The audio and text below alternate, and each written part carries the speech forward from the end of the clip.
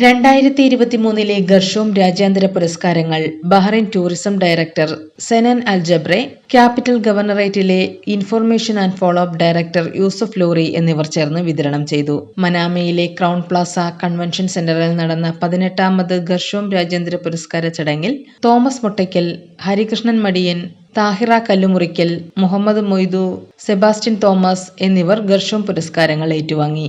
മികച്ച ജീവകാരുണ്യ പ്രവർത്തനങ്ങൾ നടത്തുന്ന പ്രവാസി സംഘടനയ്ക്കുള്ള പുരസ്കാരം സാന്ത്വനം കുവൈറ്റിനു വേണ്ടി പ്രസിഡന്റ് ജ്യോതിദാസ് നാരായണനും ഏറ്റുവാങ്ങി. 17 രാജ്യങ്ങളിൽ നിന്നെത്തിയ പ്രതിനിധികൾ പങ്കെടുത്ത പുരസ്കാരദാന ചടങ്ങിൽ ടൂറിസം ലൈസൻസിംഗ് വിഭാഗം മേധാവി ലുലുവ Mubarak Sulaibikh, Bahrain Keraleeya Samajam president PV Radhakrishnapillai, Alliance University pro chancellor Abhay Chebbi, Goa University court അംഗം ജയ്ജോ ജോസഫ് എന്നിവർ ആശംസകൾ നേർന്നു. സ്റ്റാർ വിഷൻ ഇവന്റ്സിന്റെ ബാനറിലാണ് ബഹ്റൈനിൽ പുരസ്കാരദാന ചടങ്ങ് നടന്നത്. സ്വപ്രയത്നം കൊണ്ട് കേരളത്തിന് പുറത്ത് ജീവിത വിജയം നേടുകയും മലയാളികളുടെ യശസ് ഉയർത്തുകയും ചെയ്ത പ്രവാസി മലയാളികളെ ആദരിക്കുവാൻ ബംഗളൂരു ആസ്ഥാനമായ ഗർഷോം ഫൗണ്ടേഷൻ 2002 മുതലാണ് പുരസ്കാരങ്ങൾ നൽകി വരുന്നത്. വിവിധ നഗരങ്ങൾ മുൻ വർഷങ്ങളിലെ ഗർഷോം അവാർഡുദാന ചടങ്ങുകൾക്ക് ആതിഥ്യമരുളിയിട്ടുണ്ട്.